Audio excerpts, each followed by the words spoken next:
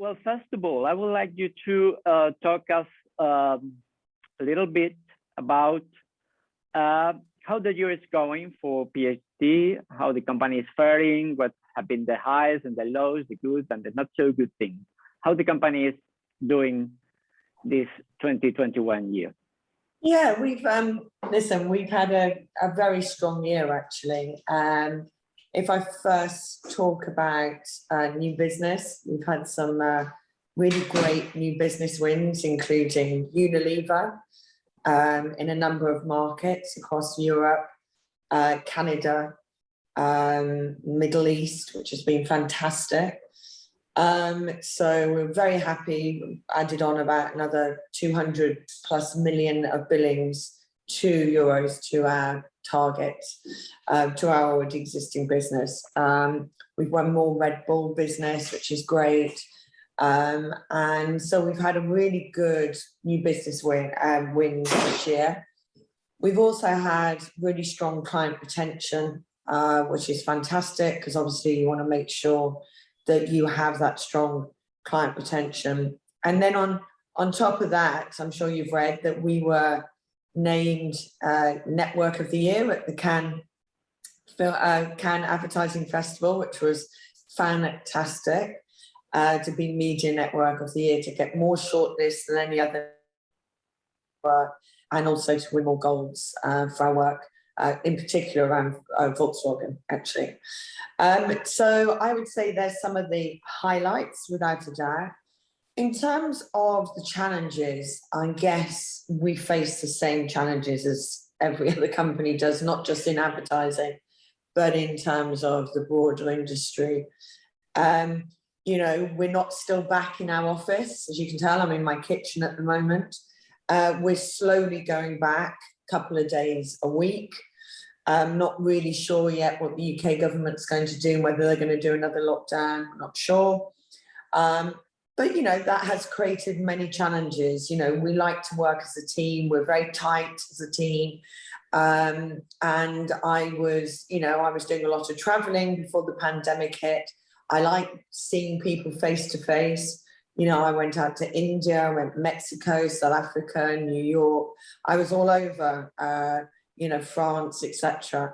And of course, that all stopped. And whilst, of course, we can now do business like this, you know, obviously on Zooms and Teams calls, you know, it is nice to also meet with the people face to face.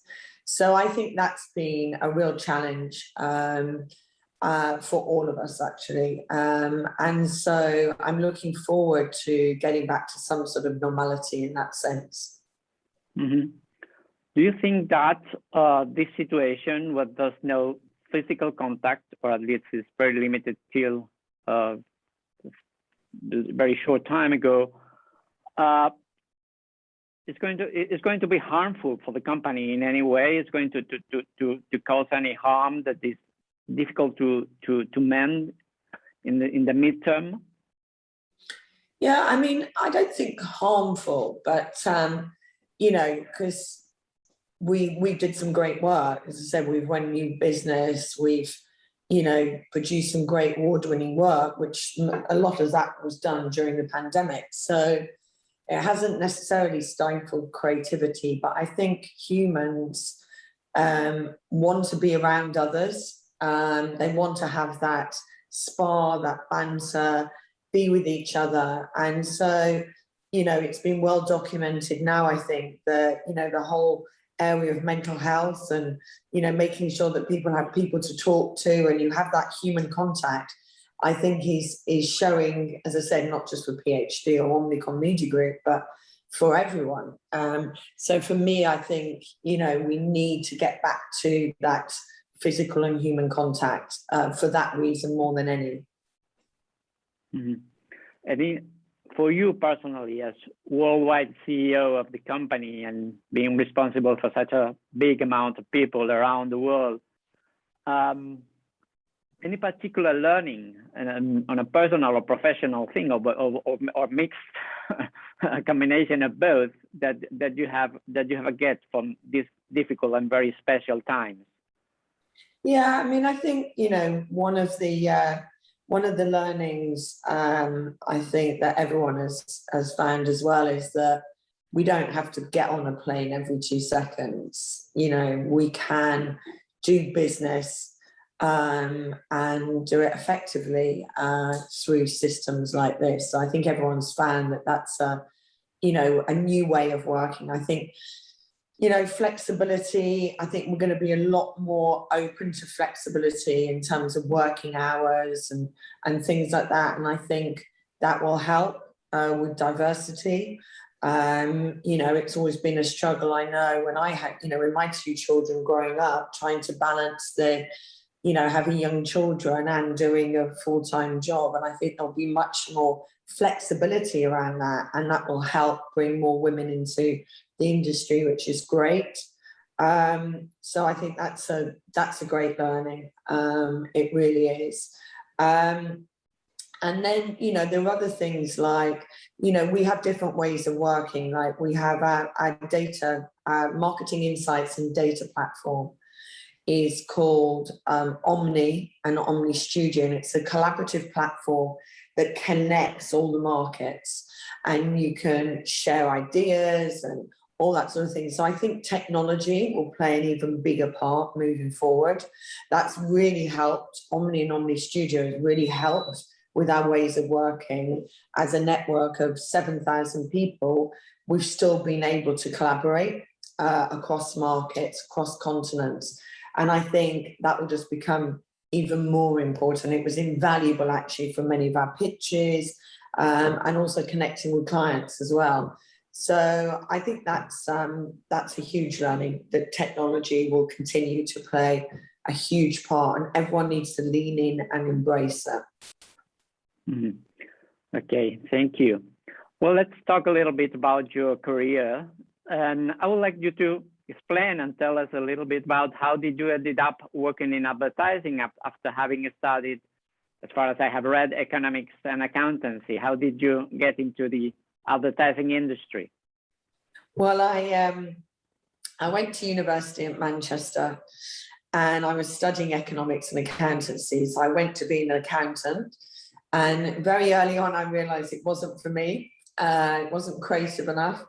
And I just knew that this wasn't going to be a career that would make me happy, even though I have to say, having the skills and know about, accountancy and economics and business, it's always helped me through my career in advertising, actually. But through a friend, because I'm from Wolverhampton, which is in the Midlands of the country in the UK. My father was a professional footballer and played professional football for Wolves, and that's how we ended up there. And through a friend that I'd been to school with, he had started in advertising. So I went to see him in London. He told me more about it. I really liked it. He put me in contact with a number of his friends and people and colleagues. And I went for an interview and I got the job, which was fantastic as a graduate. And from the minute I walked into, this was at D&B then, Darcy Macy's, Benton and Bowles. From the minute I walked into it, I knew that this is something that I really was going to enjoy.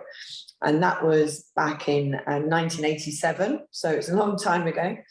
I stayed there 3 years, and then I got headhunted to work at BBH. And as you know, Bartle Bogle Hegarty is a very famous agency, and I'm proud to say that all 3 of them are still good friends. It was a privilege to work in an agency, especially in the 1990s when it was just really taking off. We'd done the famous Audi campaigns, we'd done the famous Whitbread campaigns, Haagen-Dazs. We had a period of quite a few years of just creative excellence and winning everything. And it was fascinating to work with such talent.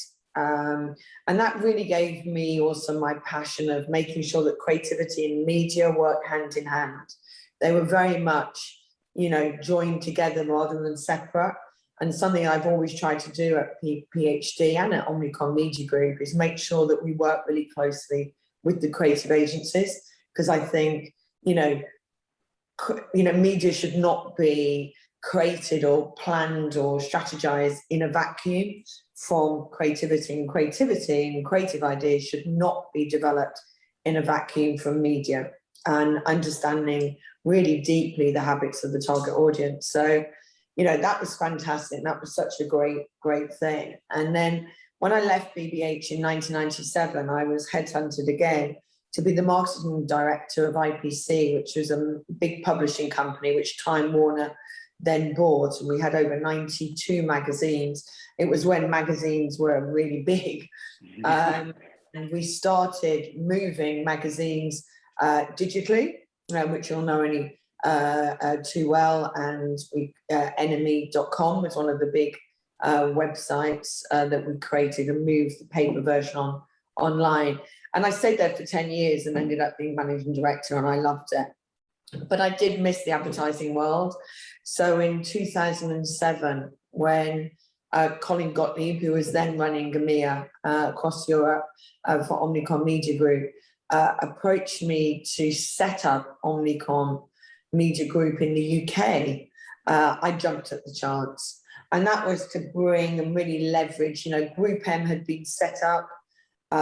We were creating a similar thing, making sure we leverage the scale of all our networks, so across OMD, PhD, Hearts and Science, making sure our investment strategies are the right things, investing in our digital offering, and I absolutely love that. We went from 750 people to 1,500 in a relatively short period of time and doubled our billing. So we had a very successful time.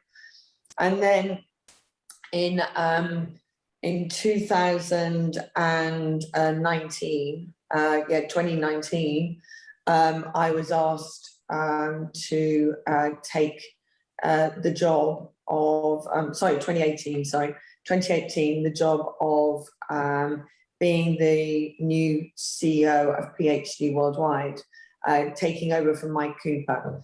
And I've always loved the PhD brand. I was very involved in it in the UK. I love what it stands for. I love the creativity, the strategic direction, the thought leadership. And I was just honoured to take that role. I was sort of 2 and a bit years in, and I'm loving it. You're enjoying it? Yes, I'm absolutely loving it. It's fantastic. Okay, that's good. Let's go back a little bit to BBH, because you were there at the heyday, really, of the agency, and agency that is kind of a legend, actually, in the advertising world. What did you think, or what did you felt, or what do you feel now, thinking backwards? What's the secret for such excellency and doing such great work on a continuous basis and so on? Yeah, I think the thing that really struck me with, apart from the creative and media working so closely together, was how they really focused on brand truths. What is true about this brand? And then how can we, really delve into the brand and what it stood for, and then really elevate that brand truth through creativity. And I sometimes see adverts on TV, and I'm quite often going, what has that got to do with that brand? I just don't understand. Or it's not authentic.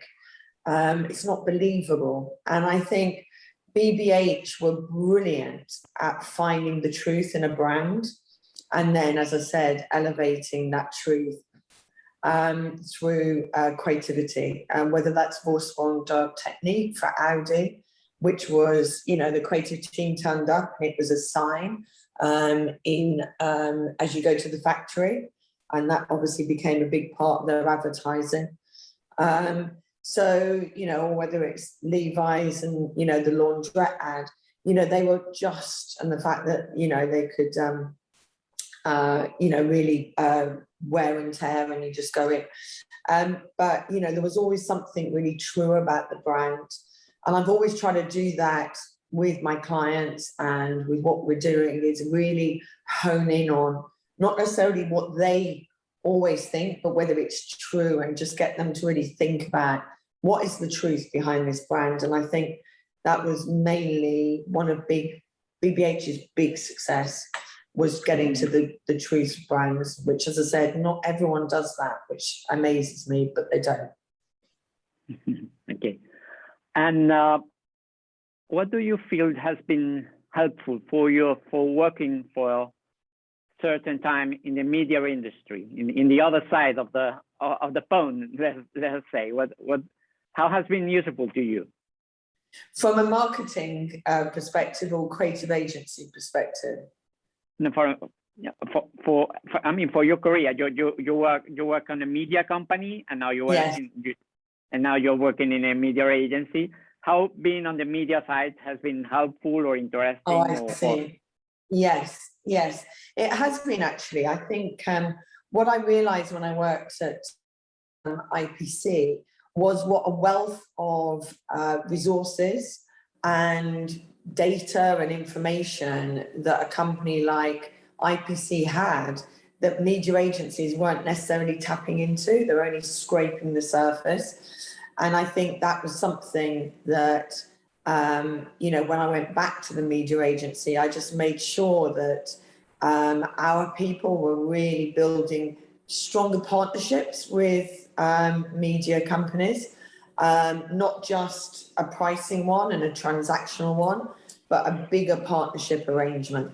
And I think that's something that we've done very well on as a company. A lot of our award wins that we get, not wholly, but mainly, are because we've built partnerships with people that we work with. So I think that was my biggest learning, without a doubt. Okay. Well, let's go back to now. I know it's a difficult question, you know, in a way that is too general, and I'm asking you to generalize, but how do you feel are the most prevalent, or what do you feel are the most prevalent attitudes in clients at the moment? How do they feel? How do they are behaving? What they are thinking? How are they coping with this moment? But, I mean, I have to say, I think they're very positive overall, incredibly optimistic about the future, and really, you know, working as hard as ever, like we all are. So, you know, output hasn't been, you know, we're not doing less than we've done before, we must be doing more.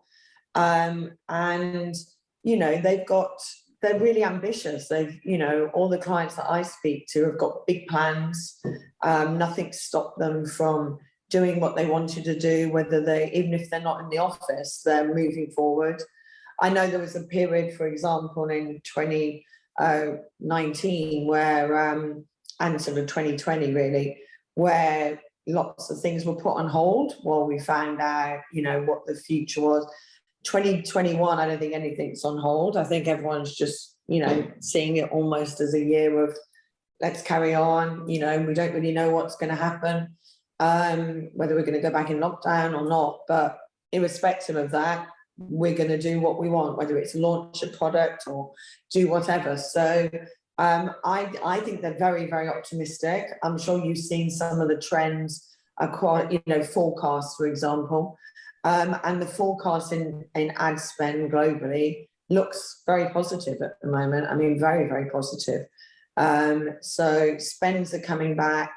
And yeah, I would say very, very positive.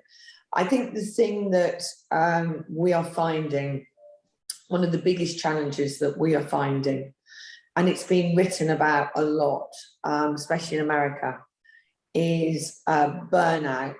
And people leaving the industry. I think more on the advertising side and media side than on the client side, but there is still on the client side as well, but mainly on our side. And that has really, you know, there's a lot of vacancies in places like America, but in other parts of Europe as well. And I think getting people, you know, attracting new talent and training them up quickly is going to be a key objective. I know it's a key objective of mine, but also trying to retain our staff, ensuring that they don't have burnout, you know, looking after them and making sure that we are encouraging them to stay in the industry. Because I really do, I think I've put that almost like our number one priority at the moment. Because obviously when you have vacancies, and this isn't just us, this is across all the holding companies. And, you know, there were some stats in the States just showing how many people had, you know, gone out of the industry, and it's quite alarming. So I think we've all got a duty to really bring back how attractive advertising and media is as a career, and then to support our staff, so they don't, as I said, so they don't get burnt out. So that's a key focus, I think.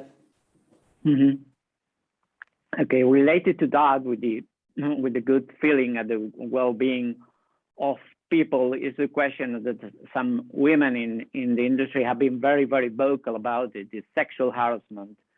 Do you think it is a problem? It is indeed a problem.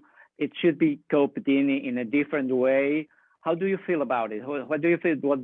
What should be the attitudes of companies, of people in the industry about this problem? Yeah, I mean, I have to say I've been fortunate that I haven't been party to sexual harassment, and actually people around me haven't, but I am aware of the fact that some people have. So, you know, and that I'm sure it's, you know, what I've read, that, you know, it still goes on, which is appalling completely. I think, you know, culture is so important. You know, if you feel that, you know, something like that is happening, you need to be part of a culture. We need to encourage part of the culture that you speak up and speak out, and don't be embarrassed or afraid to say, I'm not feeling comfortable about what's happening around me or that's happened to me. And I think, you know, something that I work very hard on, and I think my team do, is ensuring that we do have a culture like that. And if something does ever happen, that, you know, you're not, you're not penalised for talking out or anything like that. In fact, you know, quite the opposite. And that it's dealt with fairly and quickly. And we learn from anything like that. You know, it's always about learning and moving forward. I mean, we have lots of organisations in the UK, for example. I know they exist in most markets where, you know, different bodies are doing work with this as well. And, you know, there's training around it. We have training programs as well, but for both men and women. So, you know, I think the amount of effort and resource that's gone behind this is very encouraging. And I hope, you know, in the next couple of years, this won't even be a topic that we talk about. Okay, let's hope. Thank you, Philippa. Well, another matter related to people, to talent, is diversity and equity. And I have two questions related to this. One is if you have any special strategy or plan within the company to get better in those fields, and the other hand is if clients are insistent on this, are interested that their agencies are more diverse and more equal. Yeah, so this is an area that tends to be dealt with in the local markets as opposed to at a global level, because each market is so different.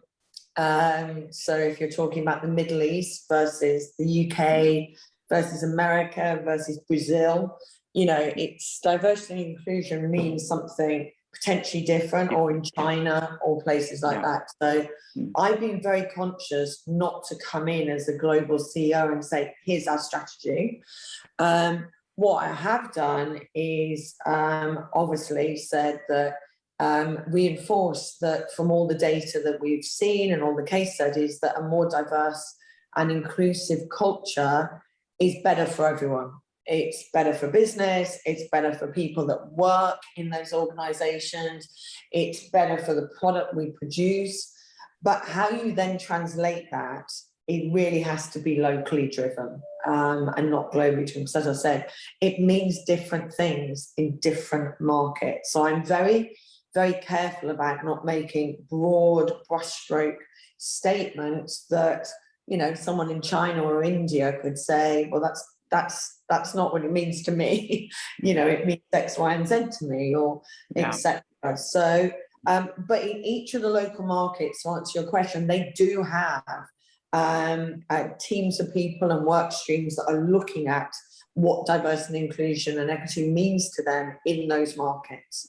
And they all, and I know this for a fact, I've seen some of them, they all have programs against, you know, for those, which they share with the rest of the company and which they follow. So again, a lot of work has been done, but mainly at a local level as opposed to a global level, which is right, I think, which is right. Okay. Well, related to this is the field, or we could call the field or whatever, of what is called SCG, environmental, social, and gender related issues, which is becoming quite important for agencies and for the service agencies can provide to clients, for the consultancy agencies can provide to clients. Do you think the industry is well equipped, well positioned to do that? Do the clients are asking you to counsel them in those fields? Do you think that PhD in particular and media agencies in general are well positioned to help clients in this area? In which particular areas? Sorry, Manuel, I mean, environmental, social. In environment, right? Okay, yeah. Well, it's interesting. I know there are some specialist agencies that are being developed in this area at an Omnicom level, and I think, you know, sustainability and environmentalism and climate change, etc., is just, you know, incredibly important.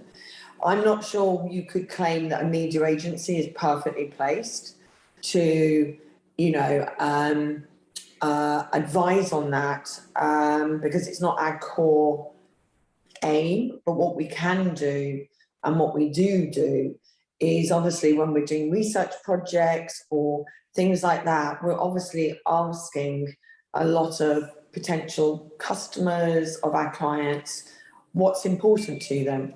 So it's very much comes into the area of insight as opposed to then fulfilling what it is.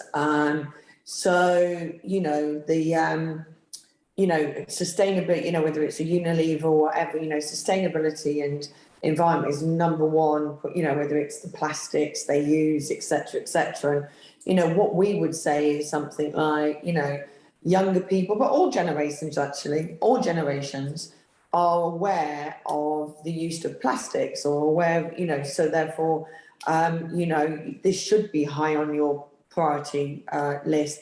I have to say the global clients we work with are really aware of this. You know, they've all got programs around it. They've all got teams of people looking at it. They're certainly not hiding away from it and putting their heads in the sand. They know it's important, and they know they've got a part to play. And if we can help them in any of that, then of course we will. But it wouldn't be the core thing that a media agency does. But we're aware that it's very important to our clients. And also we have our own sustainability strategies as a media agency. So, you know, that's an environment strategy. So, you know, as Omnicom, we've got, you know, you go onto our website and you'll see all the things that we're doing as a company as well. As a large global company, we're looking at all the things we're doing ourselves to contribute to that. Okay, thank you. How do you convince a client, someone, or to work with, or to work as a client or as an employee, to work at PhD? I mean, what's the definition? What's the attractive? Why PhD is different and better of other media agencies? Because sometimes from outside, differentiation is difficult. How do you? What's the claim of greatness of PhD? Yeah. Okay. Well, I think we are very much known as a strategic and creative-led media agency in a data and tech world. Yeah. So we bring creativity and data and tech together. And our values are quite different, I think, to some of the other groups. You know, our values are creativity, curiosity, openness, and that's you know, that's an incredibly important one. I think curiosity is incredibly important. Creativity is incredibly important.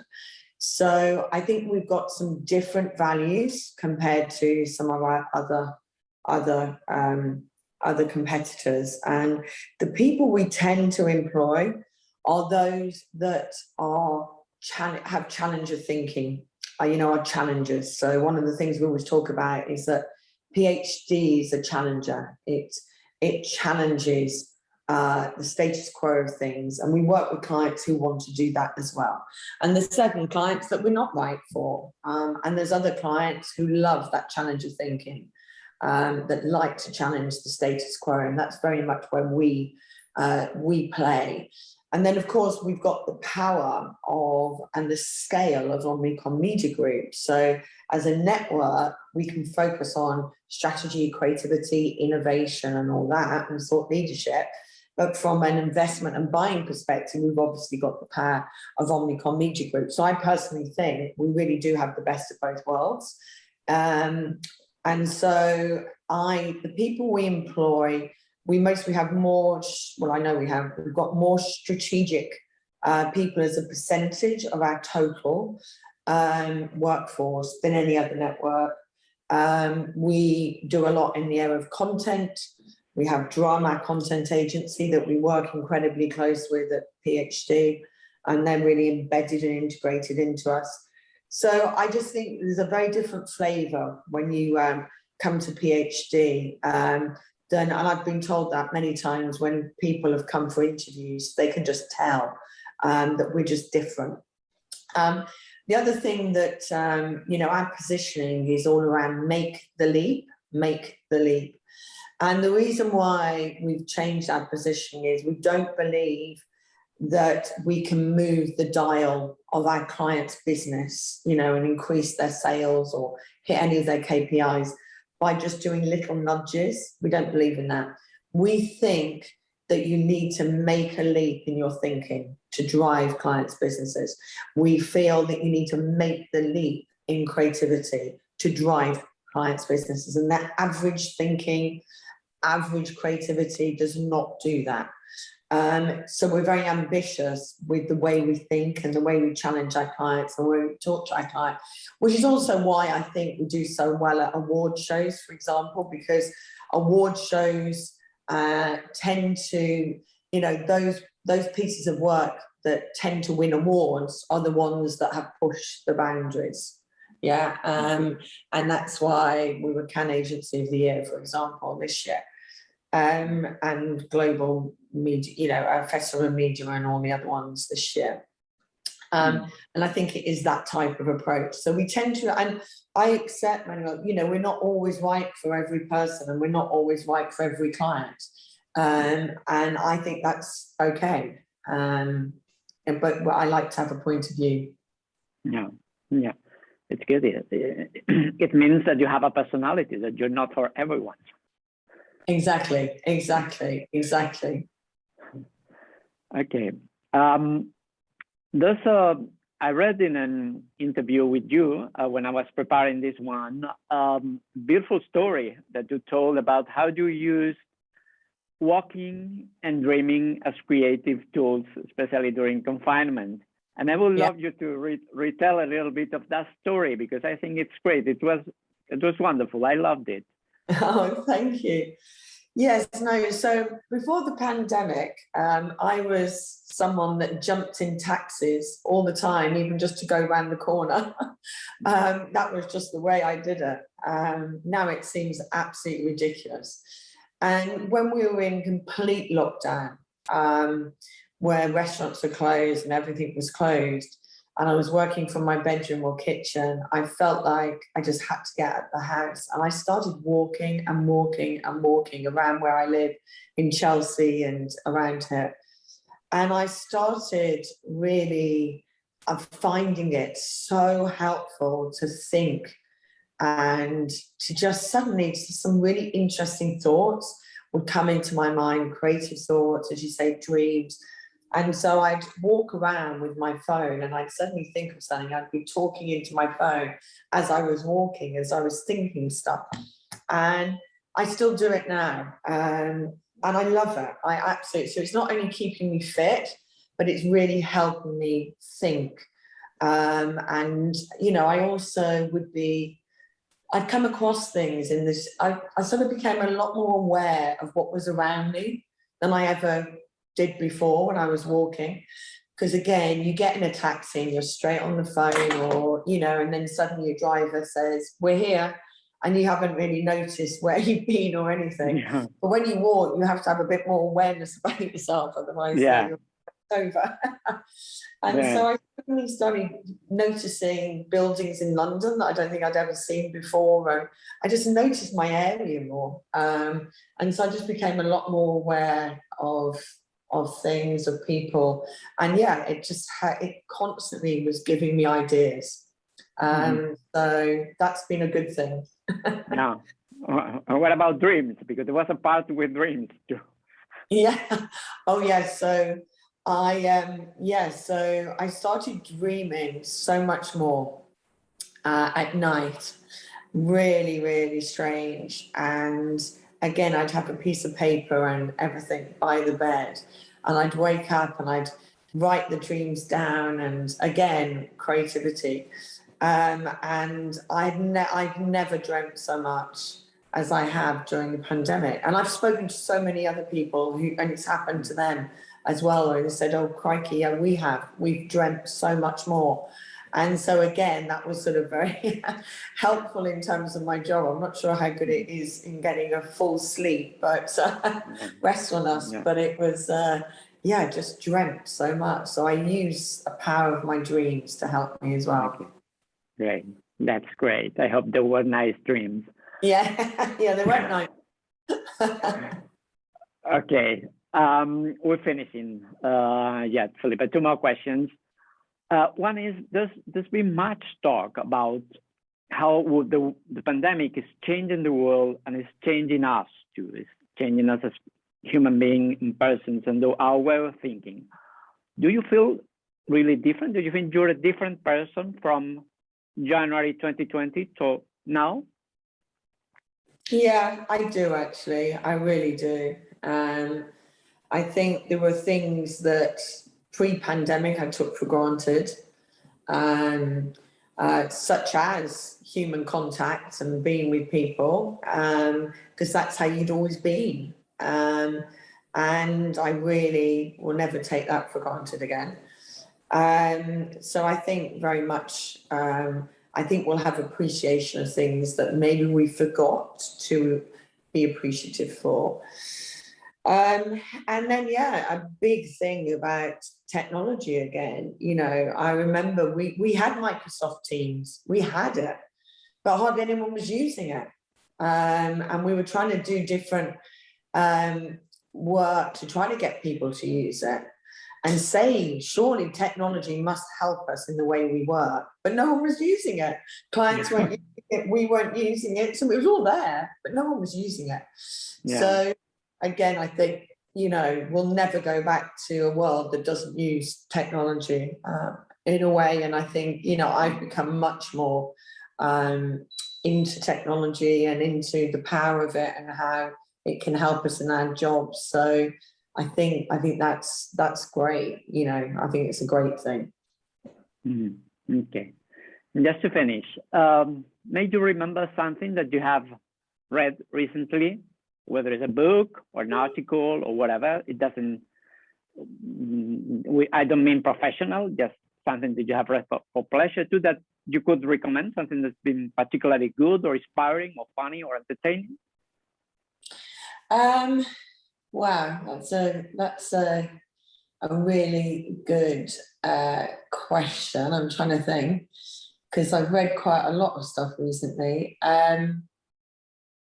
Listen, for me, and I know, you know, he's unfortunately passed, but if you ever want well, there were two things. If you ever want inspiration, there's a guy called James Rhee, R-H-E-E, and the Red Helicopter.